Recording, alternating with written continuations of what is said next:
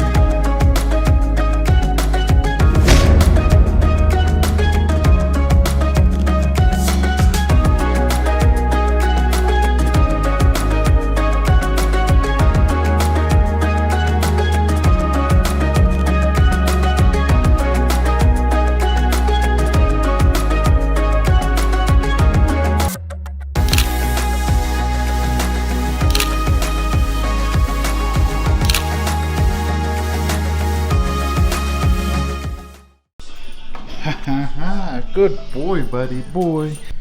Who's a good boy? Yeah, where'd you come from? What? Is someone over there? I'm you, but wearing more clothes.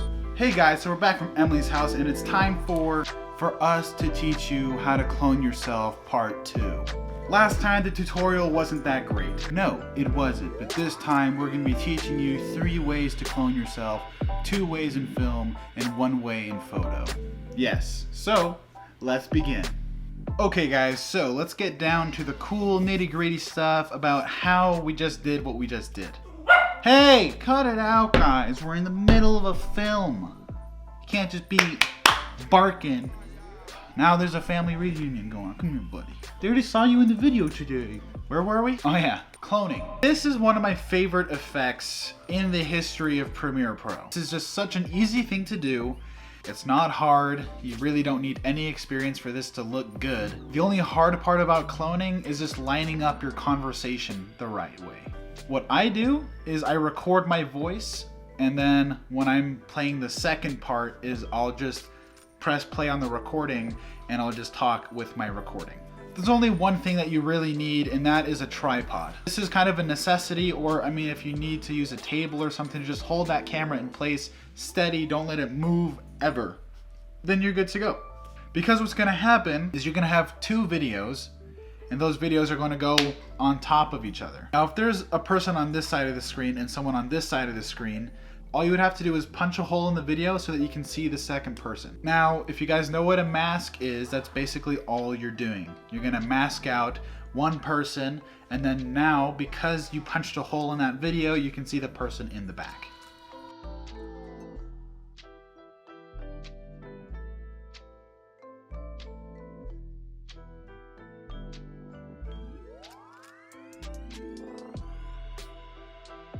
Now, the second thing that you can do in film to clone yourself is actually a whip pan.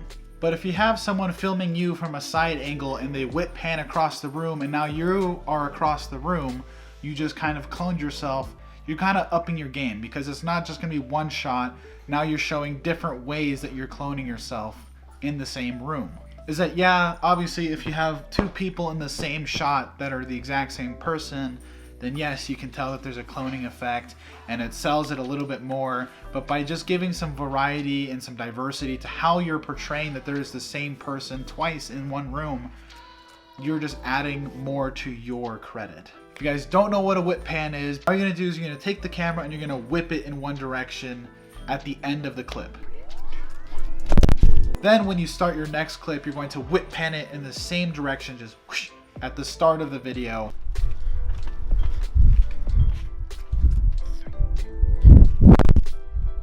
Now you have a seamless transition from the end of one clip to the beginning of the next one, and it'll look something like this.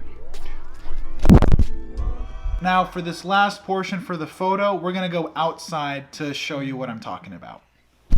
So let me show you what we're gonna do for this photo. Basically, we're gonna put a tripod right here.